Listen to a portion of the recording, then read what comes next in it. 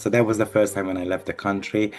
And then I went to London, and then what can I do? Let me work again in McDonald's. And then I worked my way up from a shift manager to a restaurant manager pretty much in a year time. So I did catering for 20 years, pretty much 22. Wow, I made a video basically, and then it broke the internet somehow. really? What Mm-mm. was really challenging is that February 2018, all of a sudden, I had this breakthrough. I had 400 orders within 1 week. I did my full-time job and the astrology stuff for about 5 months. I was not brave enough to leave my job behind because I was like, what if it's going to stop? Welcome to Backstage Astrology, where we take off the expert mask and get real. My name is Mayra. I'm an astrology enthusiast and also a creative advisor. I've been helping astrologers with their digital stuff for a few years, and the more I get to see them behind the scenes, the more I realize that also our astrologers go through a lot of big challenges. They have big fears, big insecurity. So in this new series, I'm trying to talk to astrologers and to really understand what goes on with their lives behind the scenes, all the challenges they have faced as astrologers before and actually. And I hope you enjoy this series. Let's see how many astrologers I can get here. We're going to talk about the personal struggles, and in the second part, we kind of dive into the transits and insights they are passionate about, the ones that they fear the most, the ones that they find most inspiring. If you really like these conversations, please like the video, help me a little bit with the algorithm to get the message across. And obviously, I know this is for a very specific niche. I'm guessing you're here because you love astrology and you admire astrologers as well. And of course, let's get real. Let's get real with the astrologers. Let's try to uncover what happens behind the scenes. So thank you for being here, and I really hope you enjoy each episode.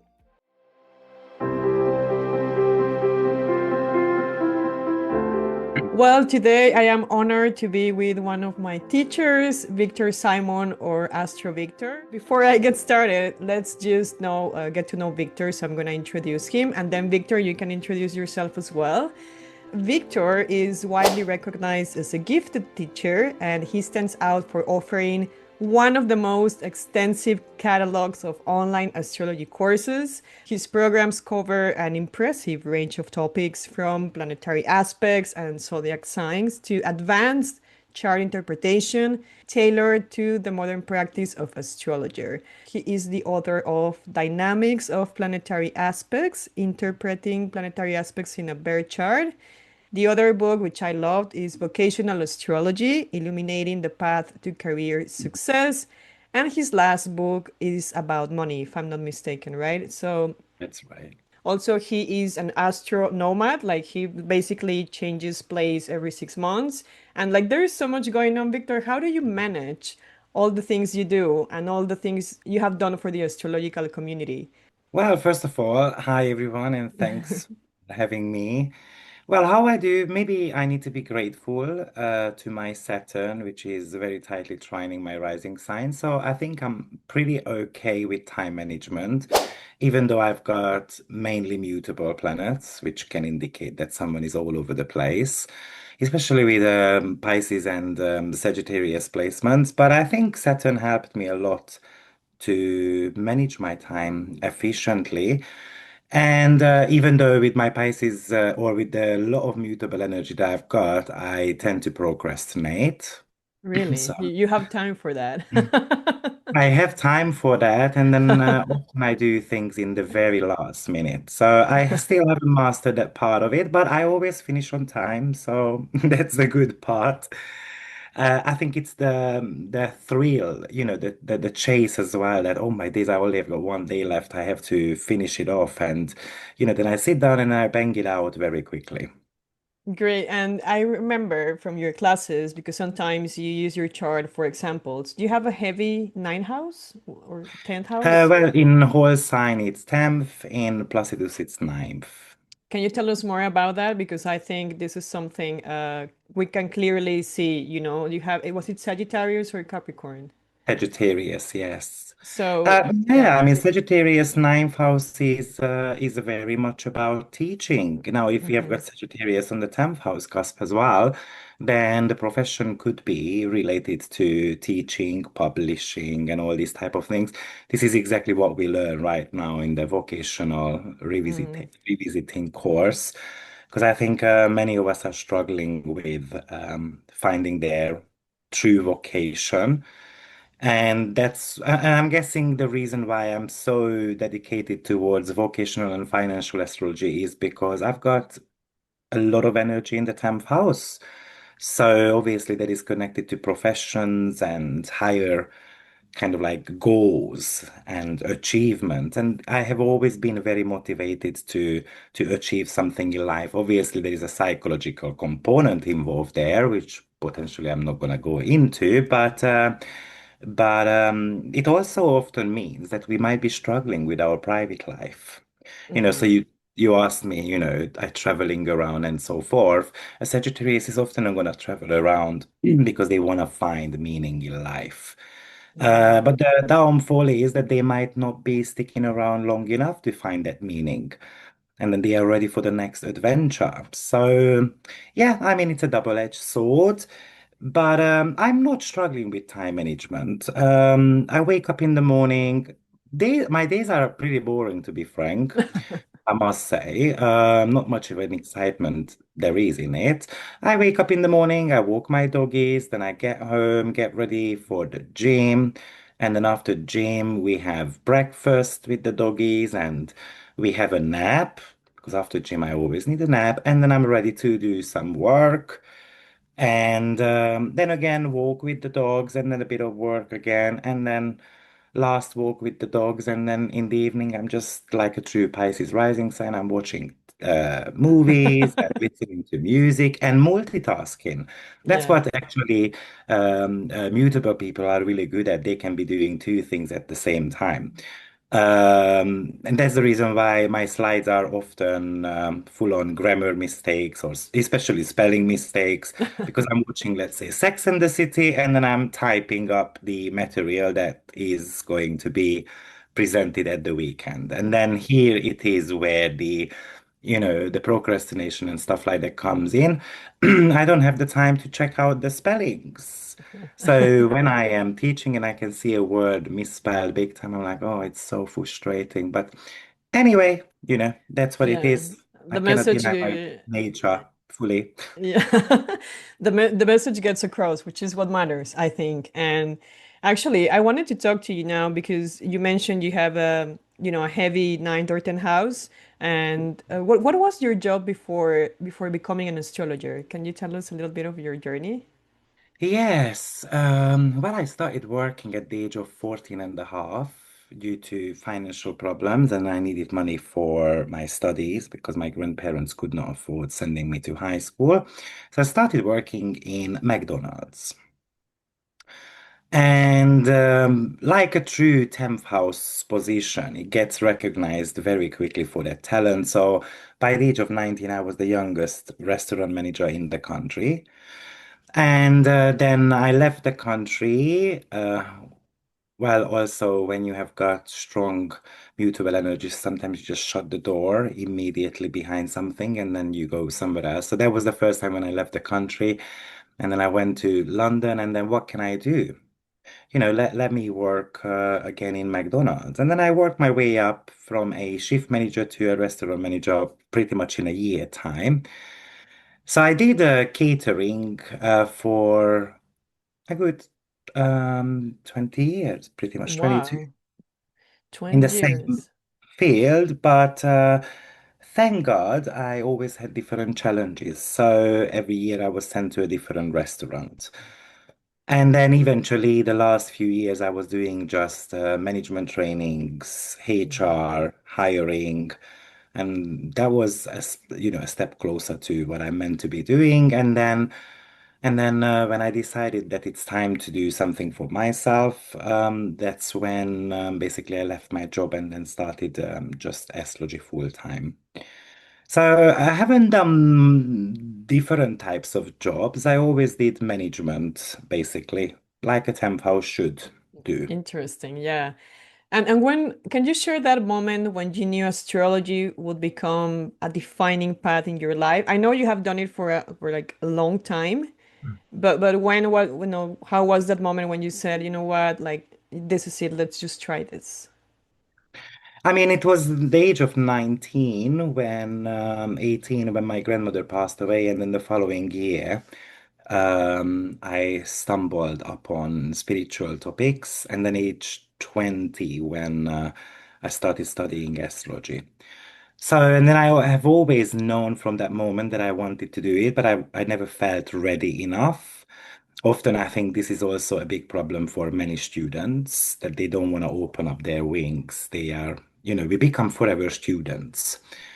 And if there is no courage there to step outside of the comfort zone, then we end up doing the same old shit job that we are used to. And but yeah, I tried breaking out in 2014, but due to health issues of parents, I couldn't carry on. So basically, the time arrived around 2018. But it was always something that I wanted to do. At one point, I kind of gave up on it, Hmm. especially because I started seeing death in the charts and I wasn't really Oh. happy about it. I felt people were about to depart, Hmm. and so Wow. and then I had to make peace with that. So I kind of gave up for a couple of years, and then I came back on, and yeah, I'm ready. So I And think. what do you think brought you back? Like because you were okay, maybe I shouldn't do this, but then something told you, no, no, no, go on. Or how was the moment when you said, okay, maybe yes, I'll take it seriously. Oh, I don't know. I was 29. I remember that. And I remember from that moment, I felt like I needed change, but Neptune was in my very much starting to transit my first house. I didn't know what the change needed to be. Mm. And Neptune started squaring my vocational planets in the 10th house. So I was really confused what I wanted to do, but I knew that something was missing. And then actually, the deciding factor was, I believe, that I was like, it's time to refresh my knowledge, time to take some courses. And then I signed up on some lectures with Frank Clifford Mhm. in London Schools of Astrology. So I took some of his seminars and so forth. And then I kind of fell in love with astrology all over again. Oh, And I think maybe that was kind of like a push, I believe. yeah. And what was the biggest challenge you faced transitioning from your old job to actually take astrology seriously? What was the I challenge? never have challenges with these. So if I Hmm. decide to move on, then I move on. Hmm. What Hmm. was really challenging is that February 2018, all of a sudden, I had this breakthrough. I had 400 orders within 1 week. And obviously, you have a full-time job, then try to complete 400 orders. And this was within 4 days, pretty much. And it didn't slow Wow. down. It wasn't that. Like, let's say 15 orders came in every week. So I tried to clear my schedule and then it just didn't work. But I was not brave enough to leave my job behind because I was like, what if it's going to stop? Like it's Oh, just yeah. kind of like, you become a one trick pony type of thing. I made a video basically and then it broke the internet somehow. Really? Oh And my that's God. what happened there. Jupiter was transiting my Uranus around that time, which Nice. is the lottery winning and combination. And so I did my full-time job and the astrology stuff for about 5 months. But it cost my health, basically. So Really? I was working 16 hours a day minimum, try to do at least 5 clients a day, and plus obviously my main job as well. And then, around July, I got tired and I realized that I was too fat. I put on a lot of weight because no cooking, no gym, no private life. So I was just ordering Chinese for lunch. I don't know, Turkish for evening, breakfast. let's grab some bakery stuff, on the go. And then I ended up rolling like a ball. So I was like, I have to do something about it. So eventually I left my workplace. Well, it's always interesting because Saturn was transiting my 10th house around that time. And if you don't make the necessary steps, life is Hmm. going to throw the opportunity at you. So I remember they deducted 2 days out of my salary at work due to me being sick, but I did cover those days anyway at the Wow. weekend. So, and then on top of that, they owed me at least 15 days because I did overtimes or whatever. Like vacation. I got pissed off and then I just shut the door. So I've got Uranus in the midheaven. So I just shut the door, walked out, and then I said, I'm not coming back. So I needed a little extra push. Otherwise, maybe I would be still doing both at the same time. Wow, big. Who knows? So how did you deal that day when you got all these orders? Because I see this is something that, some astrologers may be going through if they get lucky. How do you start organizing yourself? Like you read the emails and you wrote down the appointments. Like how do you manage? To be Like frank, I really? missed so many emails at the beginning because, the emails got forwarded to me and then they kind of got bundled up. Uh-huh. And then, you just see the last email or whatever, and then you click on it and then you cannot see the rest. So Oh, immediately I needed help, someone who is going to organize my emails and tell me who is the next and so forth. So I quickly got an assistant, so you have a an friend of assistant. mine. Mhm. Yes, and then she was doing all these. Okay, let's go through the list. Have you done that reading? Tick, Mm, cross. No, you have to complete that. Let me email them, schedule it for you, and so on. And then I just focused on the readings. awesome. I think that was a very smart move because then when you become, an astrologer, although I mean, like not an astrologer because you were an astrologer for a long time, but when you become well known, and then you try to cover all the business, the social media and da, da, da, da, da, it's very hard to do it on your own. You definitely, I think, we need help. You need help, an assistant or a social media manager. How do you organize actually your activities? I mean, I'm assuming you have people helping you at this point. Yeah, so I only work together with one person, but I used to work with two. Mm-hmm. So one was just managing social media, the other one was managing videos and stuff. Mm-hmm. Or preparing the slides. So Mm-hmm. I don't do any admins because Mm-hmm. then basically I would be just focusing on majority of the times on those little tasks. So I have got someone making the videos, doing social media posts. All I do is, let's say I make my weekly forecasts for Yeah. my members. Mm-hmm. And then this person listens to it. Well, it's usually about 1.5 hour weekly forecast for the general signs, and then just gets the keywords out of it, and then it gets posted with a picture basically, which is relevant to that theme of the day. And all is posted by them, and then I just follow up on it I think because that's really smart. Yeah, because either you teach and you use your actual skills, or you manage your own business and all the social media part, which can be really like energy consuming. So I think if anyone is starting their own astrology business, I think you should ask for help, just like Victor did. Like let's just Yeah, hire. but it does cost money. So this is not Yeah. necessarily something that is cheap, at the beginning. So I Mm-hmm. do get when people say that, they don't want the help. Mm-hmm. But I usually say that, for example, a Leo, a strong Leo person or a strong Aries person, Mm-hmm. most of the times they need someone to lead. Like Leo is a super good leader, but it's a lousy finisher. They need the employees to kind of like finish off the work, or staying on top of it at least. Mm-hmm.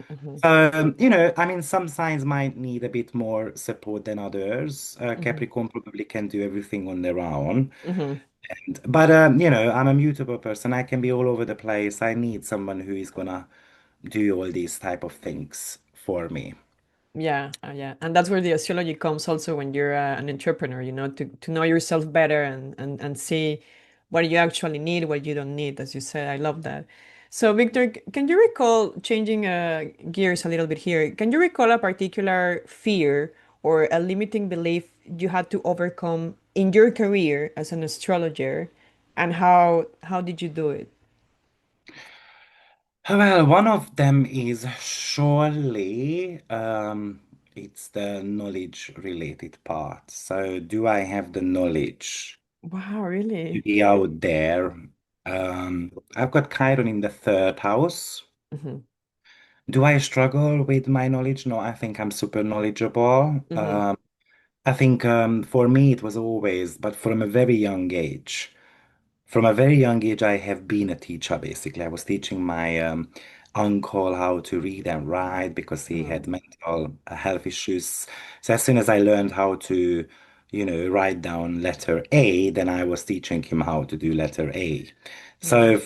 I've been doing this for a very long time, and then I have always wanted to be a teacher. But I guess due to early conditioning, um, humiliations in public due to mispronouncing something, and then the teachers told me that I was stupid and so Mm. forth. Or especially when I started making my videos, people tried to attack my accent. Oh, I can't understand. And then I don't give a crap now about it. Really, I speak four languages. How many do you speak?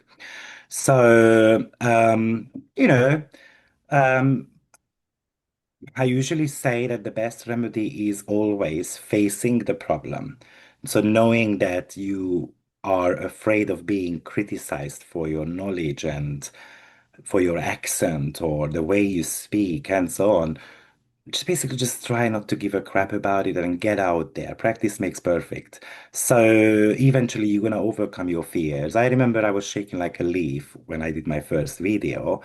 And then when I did my first lecturing as well, I was preparing for it for hours.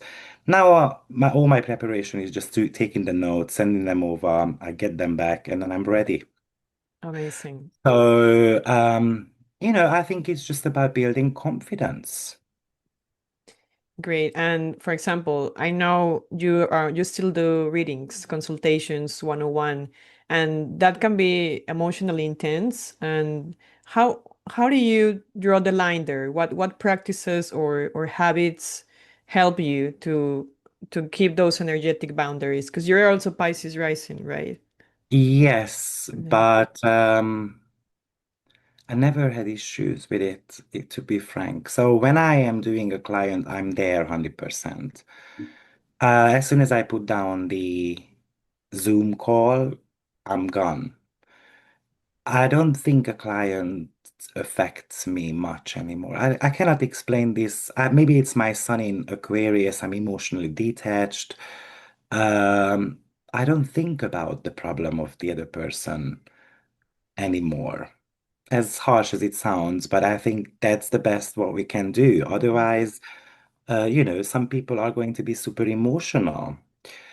And yeah, I mean, I cannot give practical tips there how to ground yourself because yes, I do know that some people get super drained from clients' problems and so forth. And for me, I feel them, Mhm. kind of like feel sorry for them.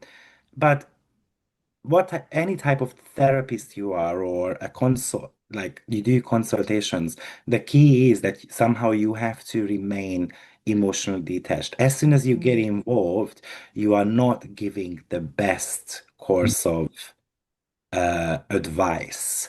You are going to be somehow drawing in your own personal experiences, and that's when you have gone off the rail as a therapist. At least that's how I think. So I don't get involved emotionally with no one's problems. So interesting. Wow, And to be yeah. frank, I think what happened was when I lost my grandmother, this was a terrible emotional loss for me. And then it took me about 20 years to overcome some of the mistakes Mm. I made. And I think I closed myself off completely there Mhm. emotionally. I see. And maybe that's what has helped me.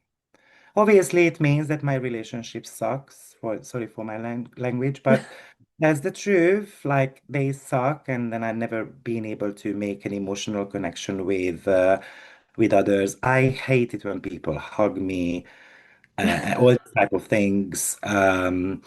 Yeah, so obviously, again, it's a double-edged sword. In one area of your life, it works pretty well, and then the struggle is real in another area. So, Interesting. Well, at least you're conscious about it, which is actually, I think, what matters, and you're aware of it, and I'm sure you're doing something about it. I mean, in your own way.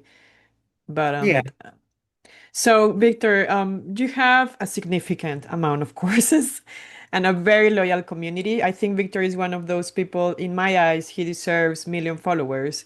Um, and I want to bring or to draw the attention here that the number of followers does not represent, the amount of money you're gonna get, because I think this is a mistake. I think Victor, because I follow him for years now, probably he's not where I think he should be, but the amount of courses and the knowledge and the loyal community you have created is what really matters.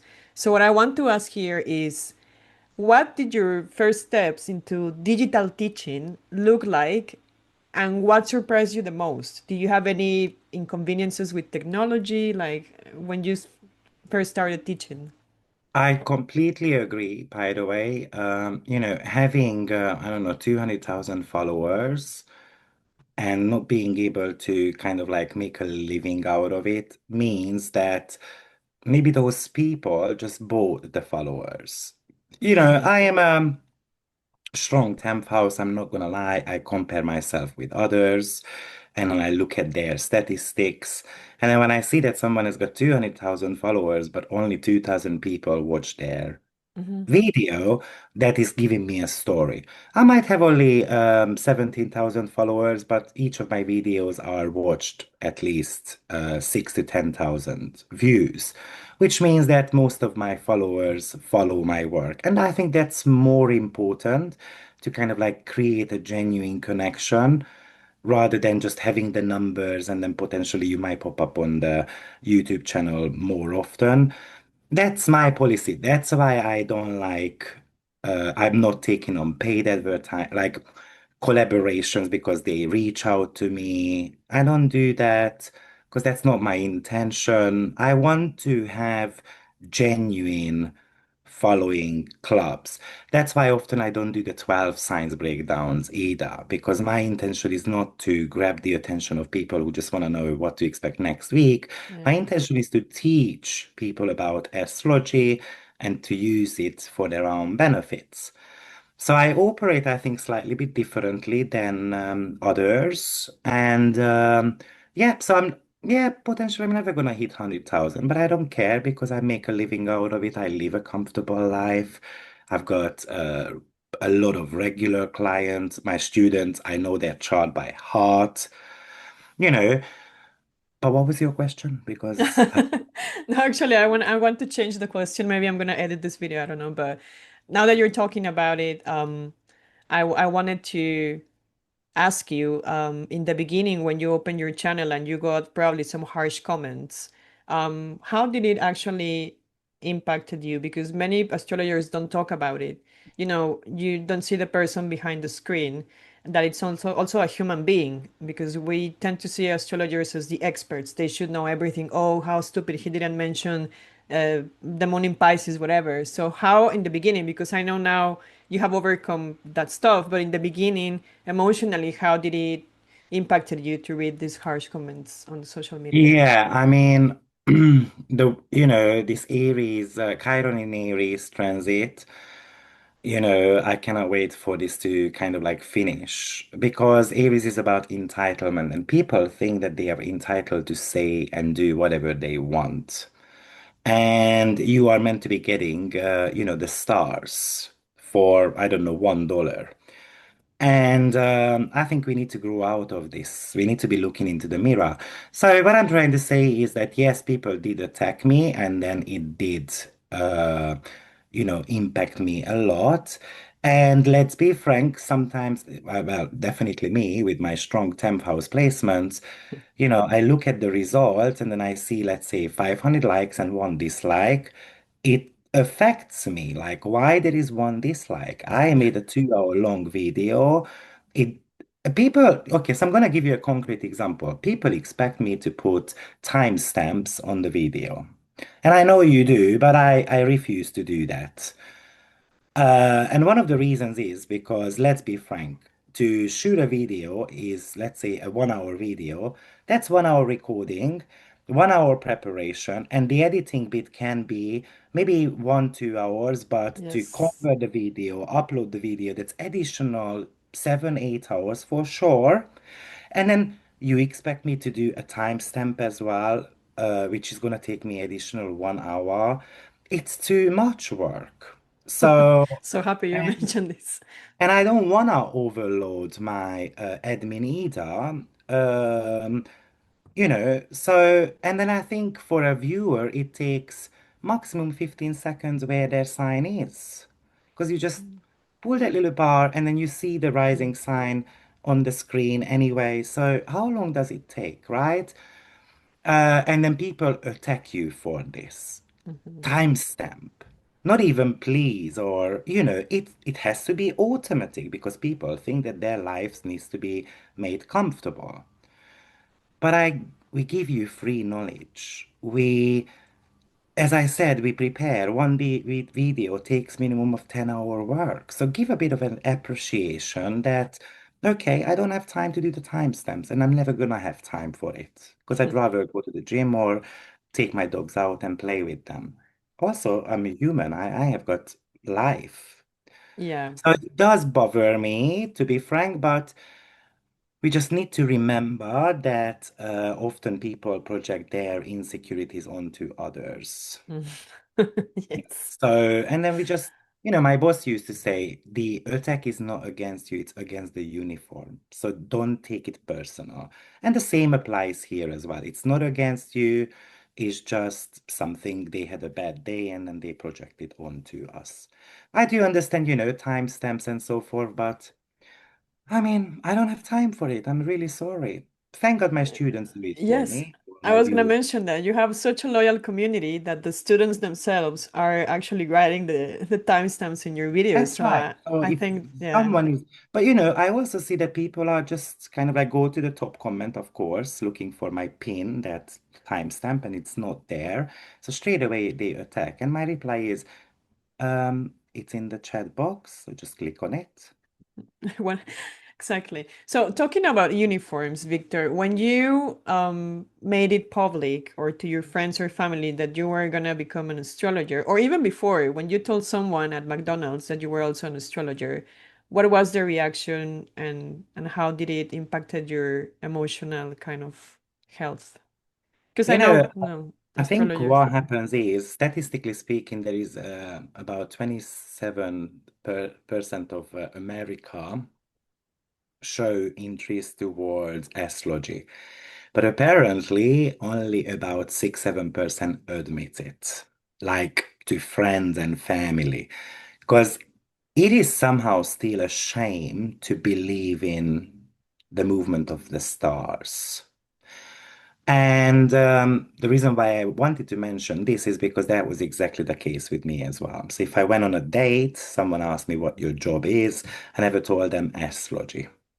Wow. I said something else because we can come across like cuckoo or whatever, or ooh, they use their crystal balls because people often they don't know what astrology is. Oh, really? I don't believe in that. Reading the bloody sun sign in the newspapers. Oh, really? But it's a complex science. So I never used to share it, and then pretty much, to be frank, I got comfortable sharing this with people in the last few years only. Um, well, if you don't like it, you don't like it. Move on. But that's my job. Interesting. Yeah, I see many astrologers actually kind of like hiding it for years, only after, especially now that it's trendy again, let's say just trendy. Then of course, I mean, oh, you remember you like astrology in high school. Can you please, I have some friends like, can you tell me about my moon because my child and la la la, and I'm like, okay, now you want the information, but when we were in high school you were bullying me, in a way. So it's Yeah, interesting how also it has changed. So Victor, tell us the truth here. Can we live out of like astrology, like financially? Do you think, for aspiring astrologers, what would you tell them? Because most of us are actually wondering if we can make a living out of it. So can yeah. you tell us the truth here? Well, I live on astrology, so that's my full time, and then I live a very comfortable life. I'm not a millionaire, but I, yeah, I can afford anything I want. But I do know, I was listening to a interview about a few months ago with one of the leading names of astrology, and I can't remember who it was. Hmm. And the person cannot live on astrology, so they need to do some other jobs. Hmm. And they were like, the struggle is re real. I also remember once Donna. She also wrote an article about this, that it's not easy to live on astrology because obviously it's still kind of like a taboo to a certain Hmm. extent. Hmm. But I think sometimes you just need to be at the right place at the right time. Hmm. And obviously, you're going to have to be super dedicated, build your own community, be unique about it, have your own unique perspectives. Most importantly, have the knowledge as well. The reason being is because clients are going to spot at one point, or students, Hmm. that you don't have the right amount of knowledge or you don't have the capability of, presenting and so forth. And then they're just going to walk away from you.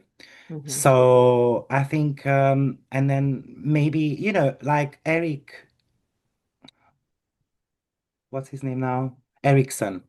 A very famous psychologist said there is no such thing as talent. Everything takes 10,000 hours to practice and then it becomes talent. Hmm. So he's saying that you need just dedication and effort, and eventually you are going to be developing a talent. Talking about this, astrology from a financial point of view, it's not going to be, not everyone is going to be as lucky as I was. Thank God, From one day to another, astrology gave me quite a huge amount of money. But not many of us will have that opportunity. So we're just going to have to be dedicated and work towards it. And maybe sometimes you're going to have to find a person who is triggering your chart positively. Hmm. I remember my Jupiter and Uranus conjunction on the midheaven is sextiled by my previous business partner from the eighth house. So that was a big boost for me anyway. Hmm. So maybe we are not able to do it alone, but astrology can actually help you find that person who might be able to boost you Hmm. somehow. And of course, it's a mutual support, so you are going to be boosting somehow the other person as well. Yeah, I agree with you. I think also you have a very interesting case because I think this is my opinion.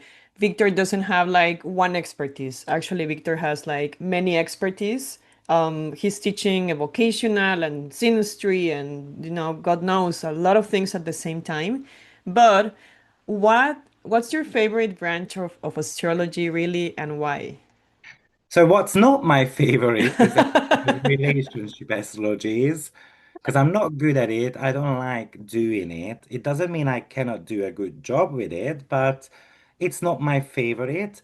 And 95% of my clients are vocational and financial Hmm. astrology that they use, or services that they use from me anyway. So I think in a way, thank God. Because I feel like, why would I give advice to people about relationship when I'm so shit at it? So, but it's not about being good at something, all the therapists are Yeah. emotional wreckages anyway.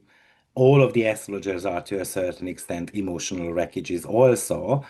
If if I may call ourselves a certain type of a therapist. So it doesn't mean that we have to be expert at it, but for some reason I don't like relationship astrology. I like vocational, Mhm. money-related topics. Yeah, those are my favorite ones, especially You were dealing with obesity for quite a while, and then you used astrology to actually transform your body. Can you tell us more about that? Because this is something that a reason why I also admire you, not only as a teacher, but as a friend or, as a person, is that you actually walk your talk. So, can you tell us more about how you did that? What triggered that? I want to mention that I don't live my life by the code of astrology. Hmm. Meaning that, let's say, if I pull up a chart, a horary chart, is this date gonna be good, or Hmm. does this relationship have any type of chances? And then if the chart says no, I'm still gonna go for that date. I'm still gonna give a shot to it. So I don't live by the book of astrology because I do believe in free will.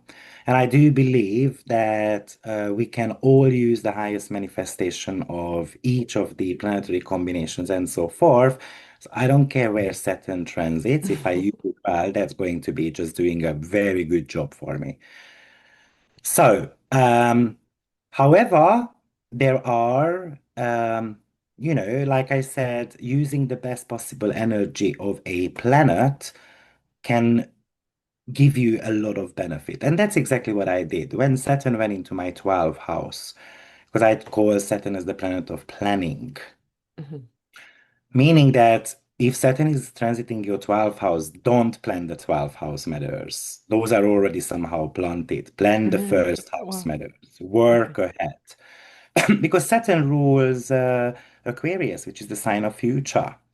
So therefore, focus on the first house and 12th house topics at the same time. Because the reward, once Saturn goes into the first house, you get the reward. So when Saturn went into my 12th house, I started being afraid of this obesity question, and that basically when Saturn goes into my first house, potentially I can die or I can have very chronic illnesses. So that was a moment when I said, you know what, I'm just going to lose weight. And then obviously I saw that Pluto was going to go into my 12th house as well. So instead of destroying my, vitality because I've got the sun in the 12th house, let me just work on it and then let's lose weight, basically. So that's how it all started. And obviously, there was a personal motivation as well. I could hardly walk. I was way too big. 5 minutes walk, and then I had to sit down for half an hour. So obviously, that's unhealthy. So I wanted to change that around. And then, okay, I was like, you know what? Let me use some astrology. What type of diet suits me? Uh-huh. When to have the surgery? Because often, we try different types of diets, but let's be frank, one rule doesn't fit all.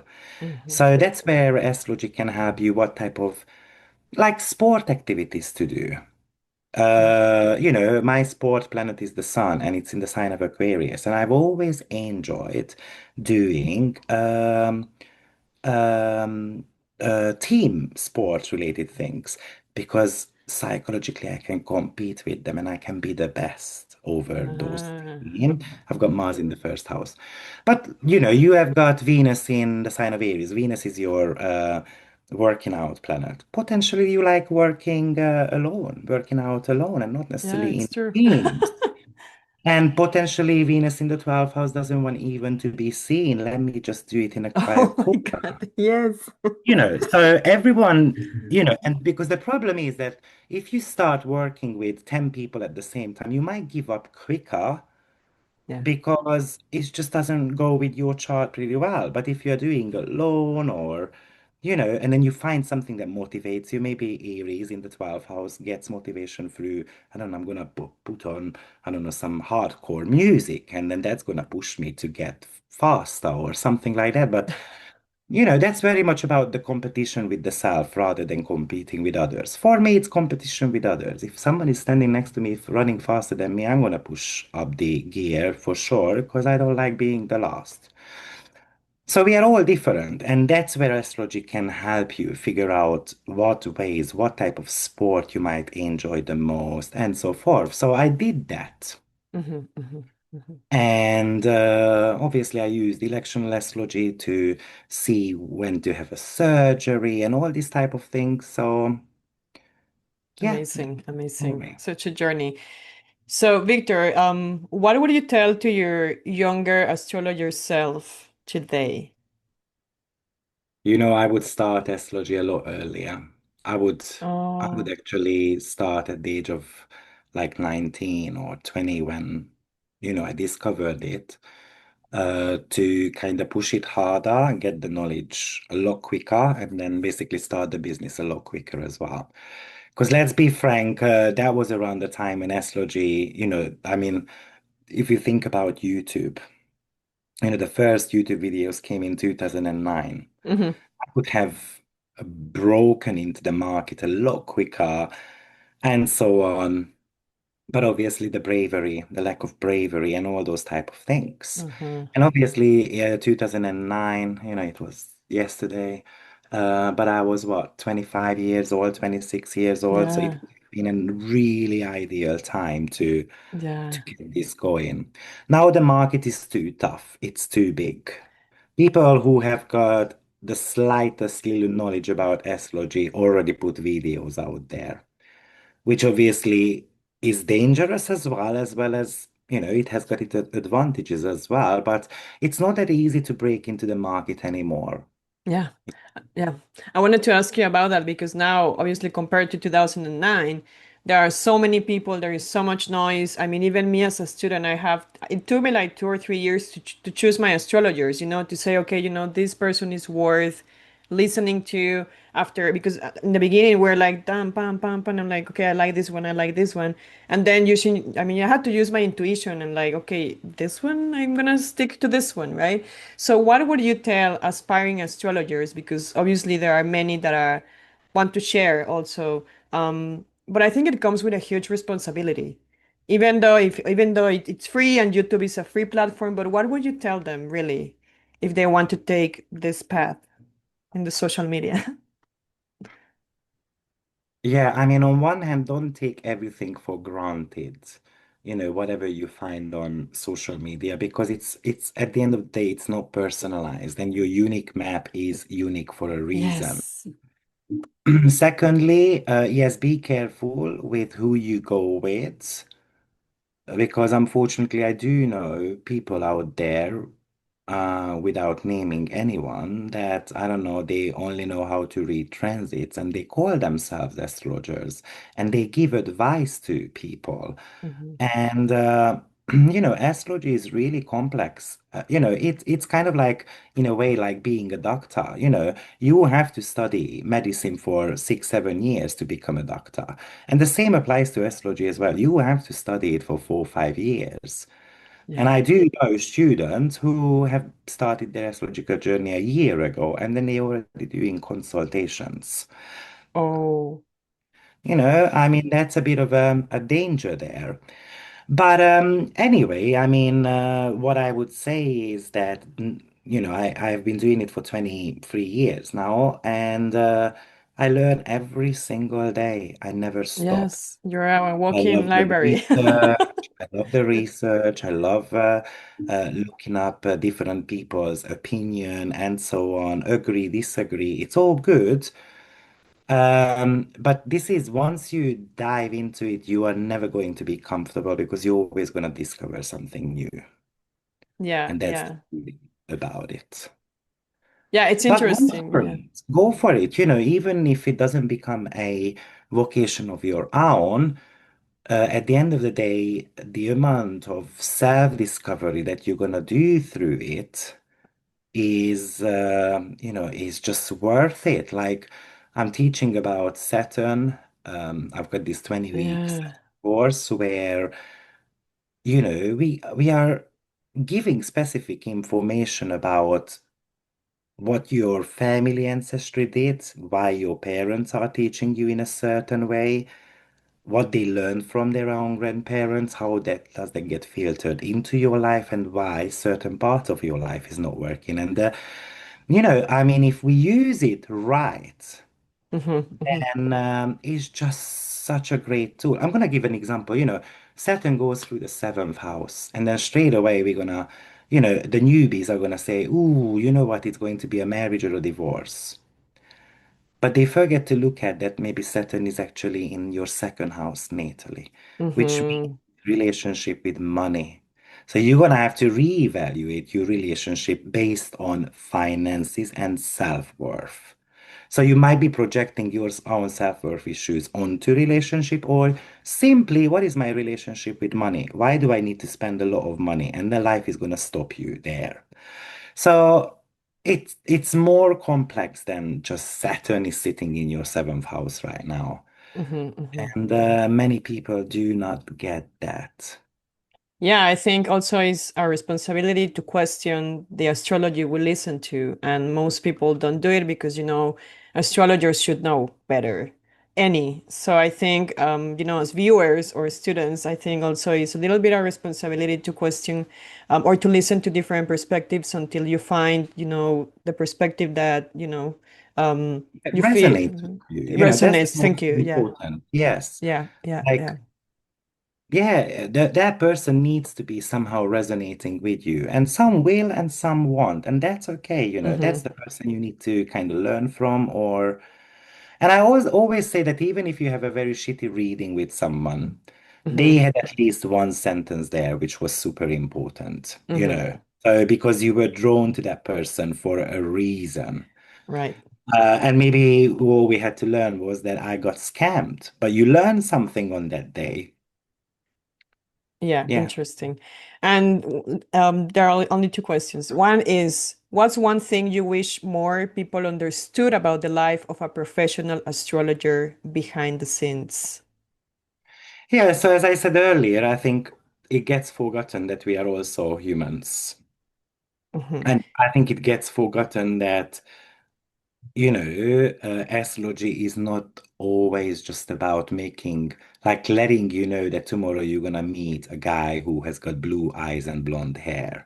Because there are clients who expect you to do such thing. But astrology is, in a way, telling you that, and this is now how I build up my weekly forecasts. So, for example, next week we have got Mercury entering the sign of Cancer, straight away squaring Saturn. Once it's finished the square with Saturn, it runs into Neptune. And then once it finished with Neptune, it makes a sextile to Venus. So basically, Mercury is building up a story here. And because the first point of contact is Saturn. So positively speaking, we can use that for mental clarity. We can use that for like seeing things through when it comes to our emotions and actions. Hmm. If we do that, and we have got the courage, Saturn in Aries, to speak up about our emotional vulnerability, Mercury Mm. in Hmm. Cancer, then it leads to a healing, and that's Neptune. And being able to do that transcendent type of cleansing. Now, Mercury and Saturn can talk to us about the lack of courage to speak up as well. So if I don't speak up, it leads to a miscommunication, misunderstandings, grief and sorrow. That's the negative manifestation of Neptune. So astrology is brilliant to tell you that, listen, you can use the higher vibration this way, or you can use it the other Hmm. way. Which one you want to go with? One is going to lead to this, and the other one is going to lead to that. And I think if we start using astrology this way rather than, oh, yeah, you know what, tomorrow, because it's a square with Saturn, tomorrow you're going to be depressed. Then the message that I'm giving to the client is to become depressed, and they're going to become depressed. And then with Neptune, we're going to cry, and so forth. Rather than why don't we give the option that you can use this to create mental clarity and think through why you are not brave enough to initiate something new in your life, which is often, of course, a fear and, a discomfort. Uh, f- uh, I mean, just think about, for example, Virgo rising sign. Saturn is in the eighth house, Mercury will be in the 11th house. So, 11th house, long-term goals, eighth house is fear of losing control, financial problems, and so forth. Hmm. So, if I'm able to kind of come up with a plan and establishing somehow my own mental blockages around money and standing up in a crowd and then telling people my opinion rather than kind of suppressing it, which the eighth house often does, then it all leads to some Neptunian moments, basically a lot of healing.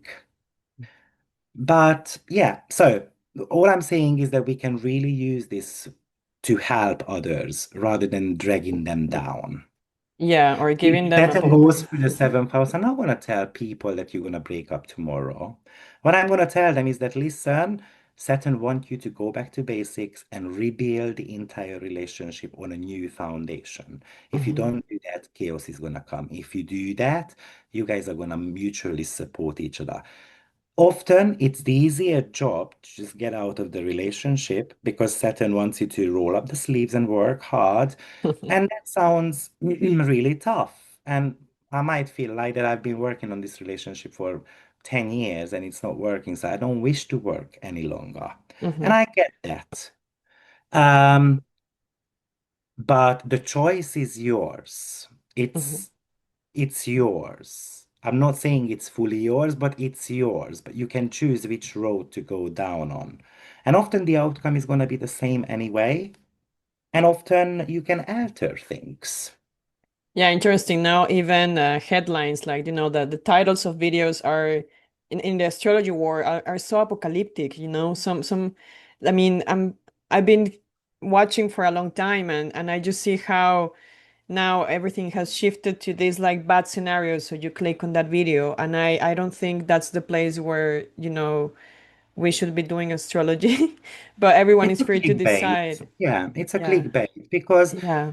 the other thing that I would like the viewers to do, and I know we all have got limited times, but one of the reasons why people do this clickbait or people, I mean, basically the motivation is that you view their videos because YouTube is gonna pay you more and basically they're gonna put it, at a good place so that people can find it. That's the whole reason why we do that. And I Hmm. think all of us are trying to do that to a certain extent, of course.